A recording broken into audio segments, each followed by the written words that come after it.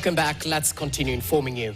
Now, Kenya's skies, once symbols of innovation and progress, are now shadowed by a troubling rise in aircraft crashes. These incidents have sparked fear and uncertainty among the public, raising pressing questions about aviation safety standards and oversight. From commercial flights to private training planes, the tragedies paint a grim picture of an industry grappling with systemic issues.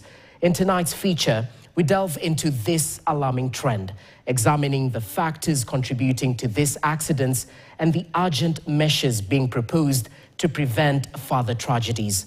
Our reporter Vera Mora uncovers the challenges and the potential solutions aimed at making our skies safer for all. Listen in.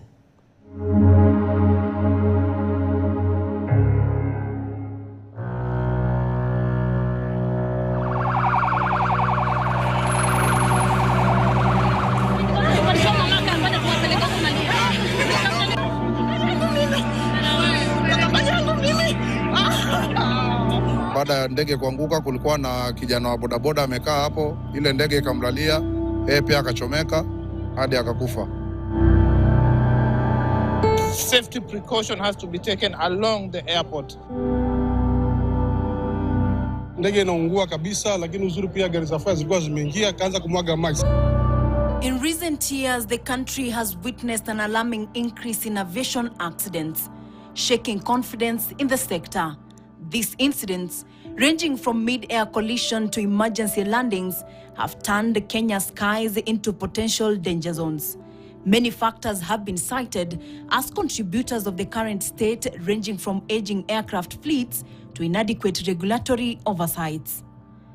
Kenya's aviation disaster history dates back to December 18, 1922, when a Royal Air Force DH-9 biplane failed to take off from Nairobi's Wilson Airport.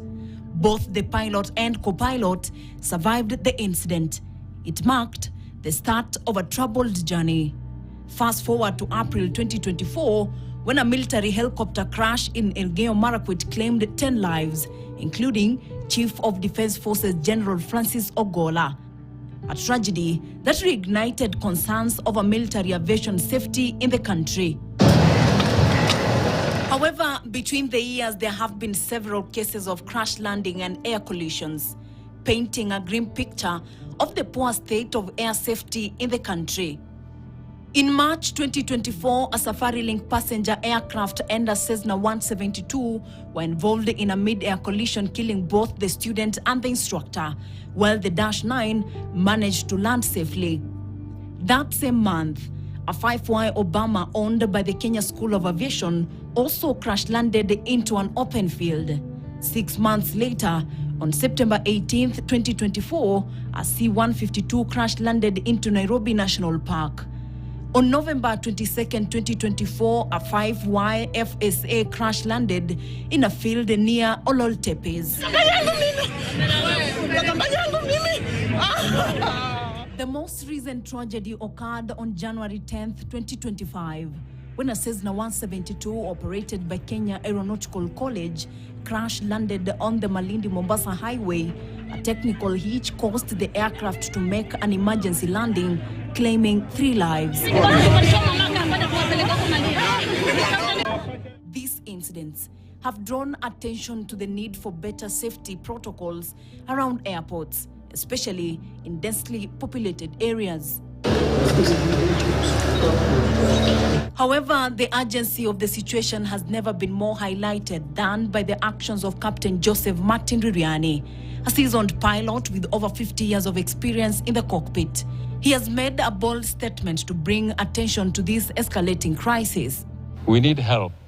Please help our sons and sisters who will hold the aviation high in the next few generations. In a shocking display of protest, he chained himself to the landing gear of an aircraft he has flown for more than 50 years at Ole Air Park in Kajiado County, a ground he believes will be a safe place for aviation schools to train the young pilots.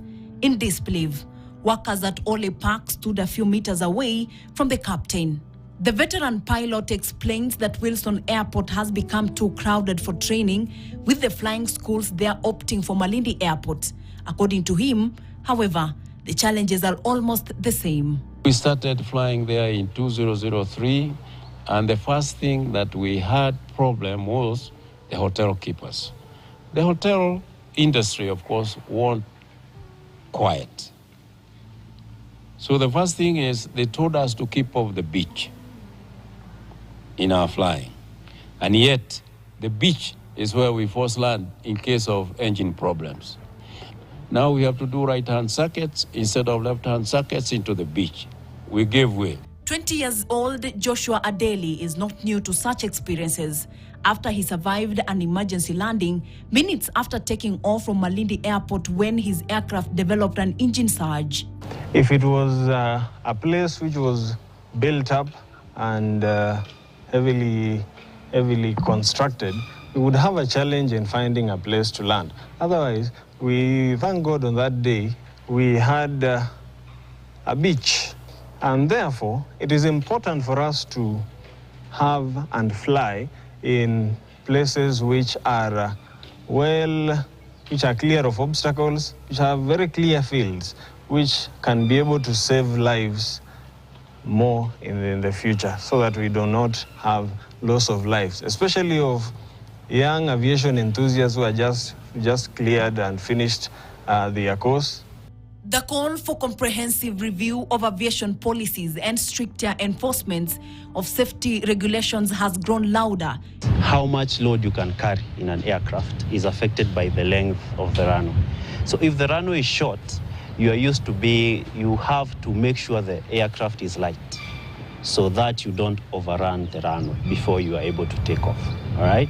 But it also has an advantage in that if you're trained to land in a narrow, short runway, you are able to, let me say you're able to gauge your speeds better, right? And fly your aircraft slower so that you're able to accommodate the length of the runway. Established in 2002 with support from then Vice President George Saitoti, Ole Park was envisioned as a premier training ground for young pilots. Today, it faces challenges, including limited runways and boardroom wrangles. When we found that Wilson was getting very, very, very congested, we approached the government. There were a lot of needs for us to start a training ground where it's safer. Wilson was getting too congested and we were losing a lot of land. We were losing a lot of land in Wilson. And let the truth be told, we got the permission from the late Professor Saitoti. The year was 2000. He went out of his way. He cleared all the problems we had. And later on, we asked him to come and open the airfield.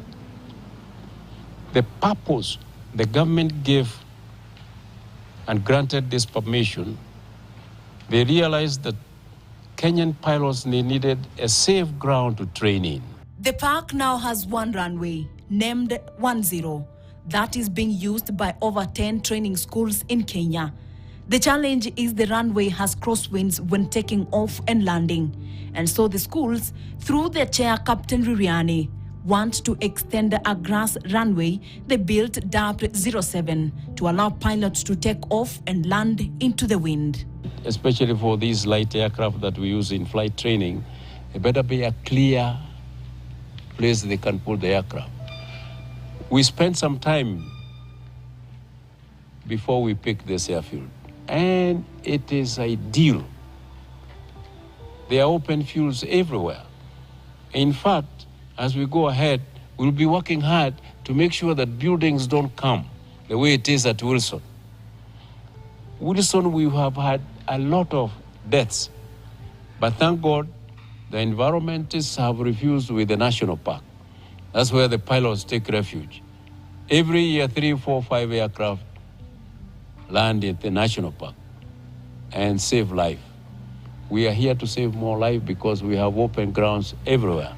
Ririani is now urging the government and Kenya Civil Aviation Authority to intervene and help these training schools to extend the 07 runway, allowing the young pilots to train on how to take off and land into the wind. A situation the captain says has been hard to table with the Ole Park board members since they threw him out of the board. Our efforts to reach the Ole Park board have yielded no fruits. I am the chairman of the flying schools in the whole country. We have talked with them. If runway 07 opens up today, all the 10 flying schools will have the aircraft flying out of here. We will avoid what happened in March last year, a mid-air collision of a training aircraft with a passenger aircraft. Friday, you see what has happened in Malindi. An aircraft takes off, it has problem, and before it finds anywhere to land, 2 people have died on a motorbike, and so on and so forth and so forth. Ole is the ideal place for Kenyan flying students. We are the nurseries of the entire aviation industry. As Captain Ririani protests continue, it serves as a reminder of the critical need for vigilance and accountability in the aviation sector. For the aviation industry in Kenya, this moment represents a turning point. It is an opportunity to learn from the past mistakes, prioritize safety, and restore confidence in air travel. However, the path ahead will require collaboration, transparency, and a steadfast commitment to change. As the flight industry continues to investigate these crashes, it is important to balance between the well-being of pilots and the safety of flight operations. Vera Mora, KTN.